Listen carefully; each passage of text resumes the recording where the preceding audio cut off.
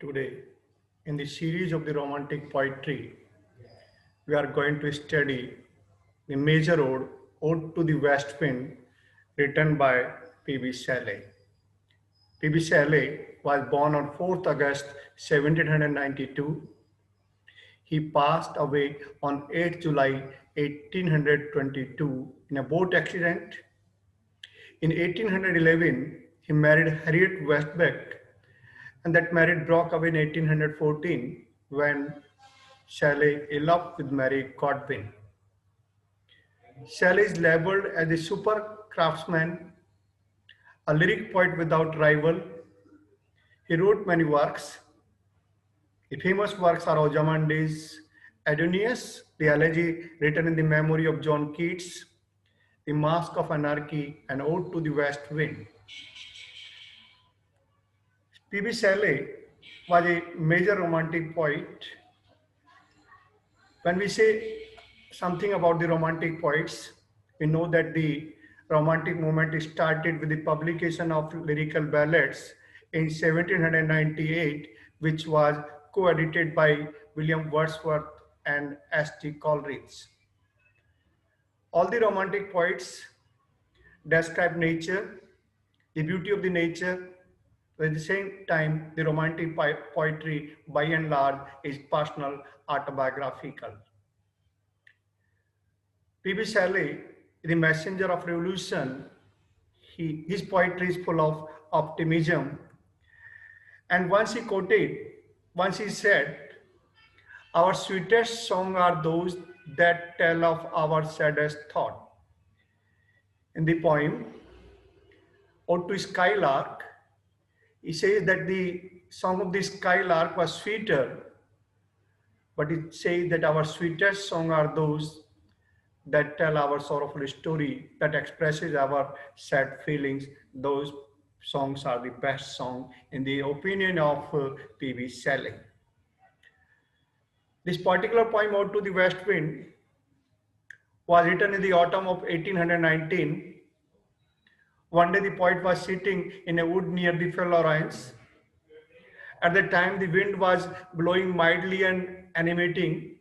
The poet got the inspiration from the movement of the west wind and started to write that poem.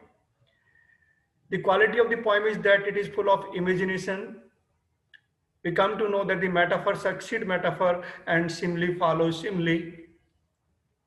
In the first three stanzas, the poet describes the force of the west wind on the earth, in the sky, and on the surface of the ocean. And the fourth and fifth stanzas are highly personal. The poet expresses personal feelings. And the last stanza, the poet gives a message of hope. The poet gives a message of revolution. And now we come to the poem, Ode to the West Wind. This poem is addressed to the west wind. The west wind is not in the concrete shape, but it is abstract. We can only feel the presence of the west wind, but we cannot find that where the west wind is. And the poet addresses the west wind, "O wild west wind." The poet says the west wind is wild, that west wind is uncontrollable. Thou breath of the autumn's being. Shelley further says that the west wind is the breath of the life-giving force in the autumn season. I read the poem. O wild west wind, thou breath of the autumn's being, thou from whose unseen presence the leaves dead are driven like ghosts from an enchanter flame, yellow and black and pale and hectic red, pestilence-stricken multitudes, O thou who charitest to their dark wintry bed, the winged seats where they lie cold and low, each like a corpse within its grave, until thine azure sister of the spring shall blow her caliron over the dreaming earth and fill diving sweet birds like flocks to feed in air, with living hues and odors plain and hill, while the spirit which are moving everywhere, destroyer and preserver, hear, O hear. The poet appeals to the west wind to hear his message, to hear his suffering, to hear his lamentation. See in what manner the poem begins.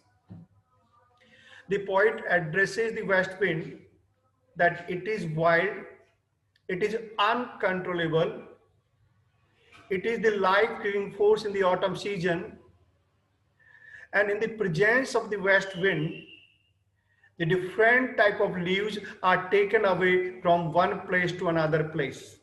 But the poet personifies this activity and says that as and when the west wind blows forcefully, the leaves of different type fly away from one place to another place as and when they realize the force of the west wind. The west wind is compared to the enchanter, to a magician, and the dead leaves are compared to the ghosts. As the uh, as the ghosts are of different type, yellow, black, pale, and hectic. In the same manner, the dead leaves are of the same quality. They are yellow, black, pale, and hectic red. Pestilence and sticking multitude, it appears they are in large number. They are suffering from some disease. We see the skeleton of the ghost, and it appears yellow and black. The same manner, when the leaves are dry up, they look like the ghost, and they look like the pestilence and sticken, and the poet compares the ghost with the leaves and the west wind with the enchanter, with the magician. As in the presence of the magician, the different type of ghost, yellow, black, and pale, run away. In the same manner, as and when the dead leaves realize the force of the west wind, they run away from one place to another. In this manner, the poet describes the power of the west wind. Next, the poet says, who thou chariotest to their dark wintry bed, the winged seats. Now the question arises, where they lie cold and low, is like a corpse within its grave.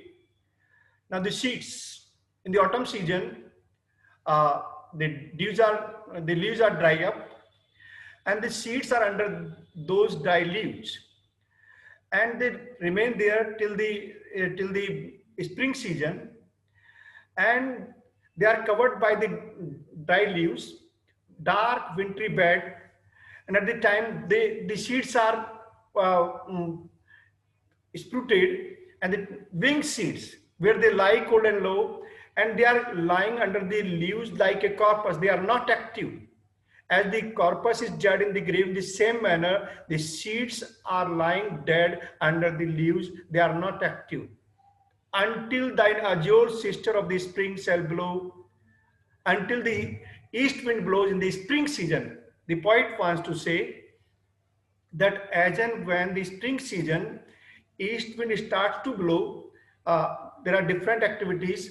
The autumn, the season is full of activities, and it appears that the east wind blows its trumpet over the dreaming earth. It appears the earth is dreaming, and the east wind wakes up the dreaming earth and fill the driving sweet birds like flock to feed in air with living hues and odors, plain and hill. See the simile and see the comparison. As and when the east wind comes, it is the spring season, the earth is filled with flowers and birds with different colors and odors. All where we can see there are flowers and over the plains and the hills. And the poet brings a comparison, brings a simile, as when we open a place where the animals are kept up, when they come out from that enclosure, they are in large number. In the same manner, when the east wind blows, the earth and hills are covered, are filled with colors and odors. Again, the poet says, O wild spirit, which are moving everywhere. The poet describes the force of the west wind, that it is wild in nature, that it is uncontrollable, it destroys and preserves. The poet addresses the west wind, says that it is destroy what is useless. It destroys the dead leaves. It preserves what is useful. It preserves the seeds for the spring season. That is why the poet addresses the west wind as the destroyer and preserver. After describing the force of the west wind on the earth, the poet appeals to the west wind to hear his message, to hear his suffering, to hear his lamentation, or hear, or hear. Now, the see in what manner It is addressed to the west wind. West wind is the breath of the autumn being. Uh, the west wind is not seen, but the presence of the west wind is felt. The deluge are compared to the ghost, and the west wind is compared to the enchanter, to the magician, and they are in large number. As we see the ghost are with the skeleton, in the same manner they are pestilence stricken multi in large number. The winged seed other season is east wind. As and when the east wind blows in the spring season, the earth and hills are filled with hues and colors. The poet addresses the west wind, or uncontrollable west wind, and says that it is destroyer and preserver. Again, the poet appeals to the west wind here or here. Now we come see in what manner. There is a picture. O thou who cherished it to their dark wintry bed, the winged seeds. The seeds remain hidden under the dry leaves. But as and when the west wind blows, it takes away the seeds to one place to the another place. And see, this word is chariot. The fine word is used here, that in what manner wind becomes the chariot to the seeds. Now the second stanza is very important. It is highly imaginative. It is full of scientific imagery. The poet addresses the west wind and describes the force of the west wind in the deep sky. What is the simile? What is the imagination? That as and when the west wind flows forcefully in the deep sky, what happens?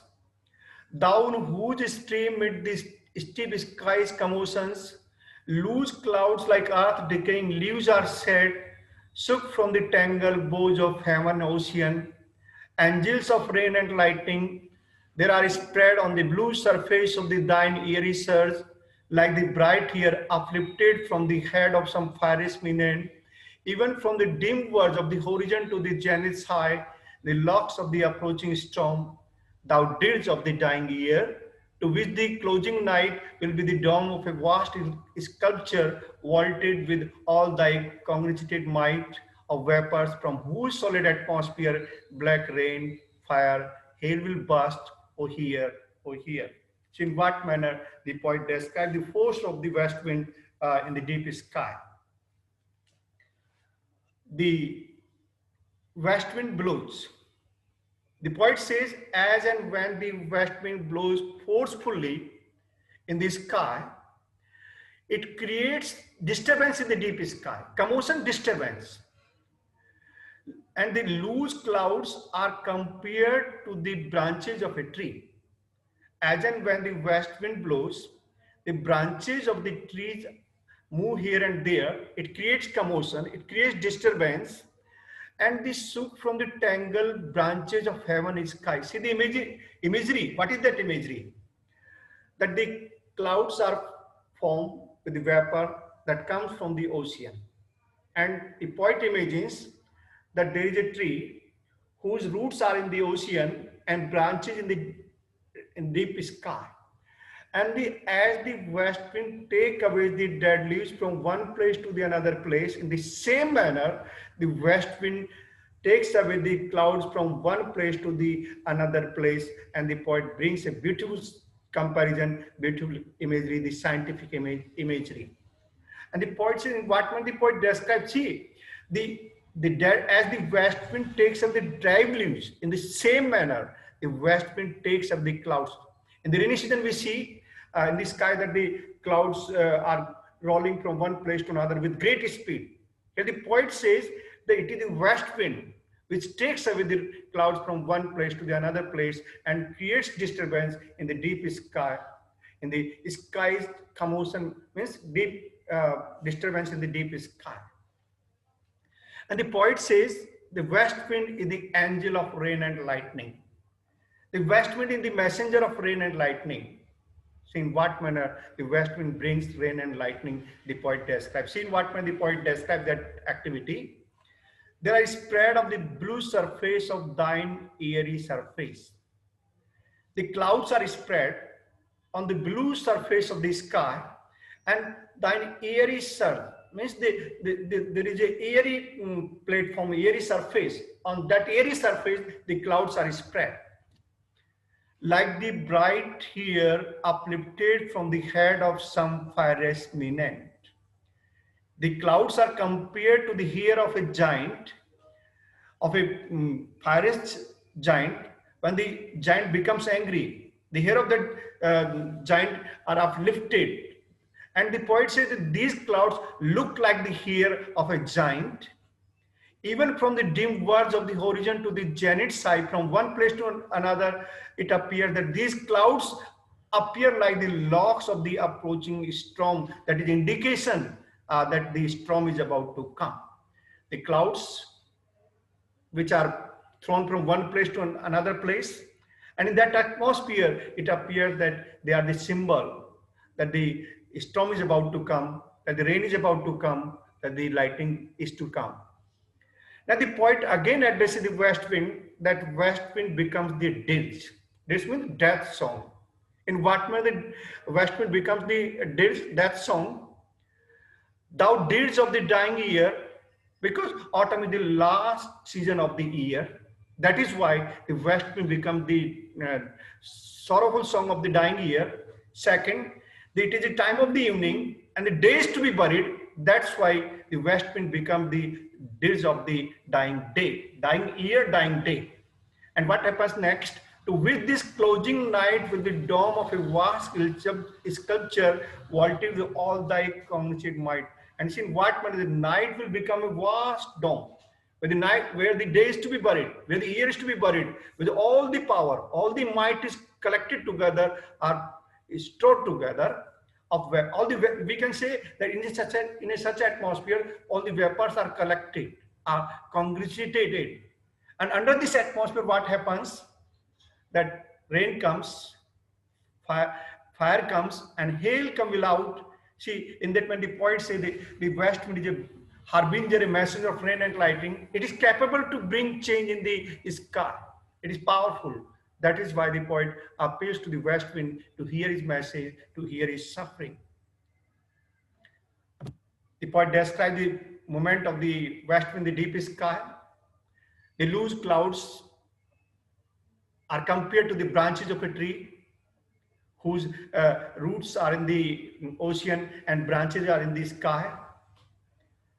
And cloud like the tangled bows, angels of rain and lightning. The west wind is a symbol of rain. It brings rain. It is one of the scientific imagery. The clouds are compared to the hair of a fiery giant, and it appears the clouds looks like the locks of the approaching storm, and the west wind becomes the death song of the dying year, of the dying day. It brings rain, fire, and lightning here. We can say that the west wind is a symbol of change in the deep sky. It is a message of rain and lightning. That is why the poet feels that west wind is powerful. As the west wind can bring change on the earth and the deep sky, in the same manner, the poet appeals that the west wind may bring change in his personal life. The third stanza. Now the poet describes the movement of the west wind on the Mediterranean Sea, on the Atlantic Sea. We know that near the Mediterranean Sea, the force of the west wind is not greater. It flows slowly and slowly. And it appears the blue Mediterranean Sea is dreaming. It appears that the Mediterranean Sea in dreams. Thou who dost waken from his summer's dream, the blue Mediterranean, where he lay, lulled by the call of his crystal streams, besides a peninsula in bays bay, signed deep old palaces and towers quivering within the waves' intenser day, all overgrown with azure moss and flowers, so sweet the sands faint pinching them, thou for whose path the Atlantic level powers clip themselves into Chosham, while far below the sea blossom and the oozy winds which wear the shapeless foliage of the ocean know thy voice suddenly grow gear with fear and tremble and despise themselves, O hear, O hear. So in what manner the poet describes the movement of the west wind on the surface of the Mediterranean Sea. Near the Mediterranean Sea, the force of the west wind is not greater, it blows slowly and slowly. And the poet describes this activity, the poet personifies this activity and says that it appears that the Mediterranean Sea is dreaming something, it's sleeping. And the Mediterranean Sea is lulled by the small rivers which join that sea. The lulled by the coil of the crystal streams, beside a peninsula island, base bay, saw in sleep palaces and towers. What happens?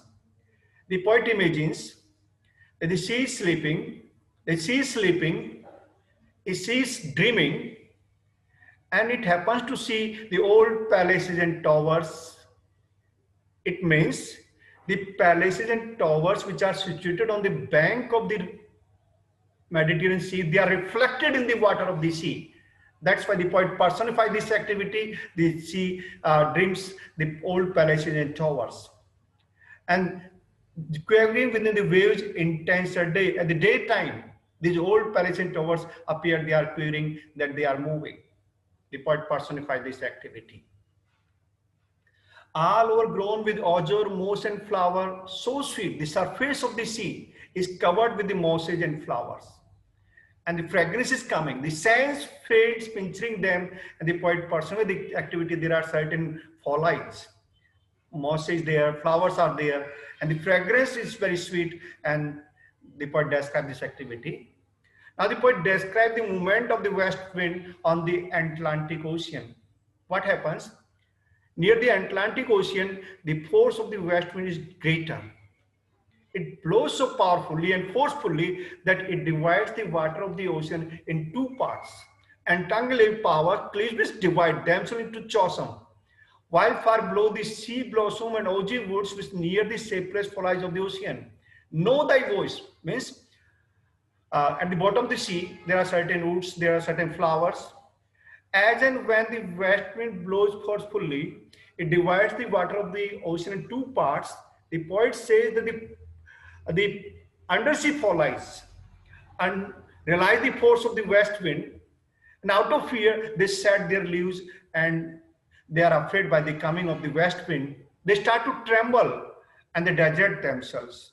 The poet personifies this activity. We know that in the autumn season the trees are without leaves, but here the poet says that the undersea foliage is afraid by the force of the west wind. They are grow gear with fear. They start to tremble and desert themselves. This means the trees are without leaves. Oh, here again the poet describes the force of the west wind and says it is powerful. It is powerful to bring change on the surface of the sea. In this first three stanzas, the poet describes the movement of the west wind on the earth, in the deep sky, and over the surface of the sea. Now, we will come to the next two stanzas in the next lecture. Thank you.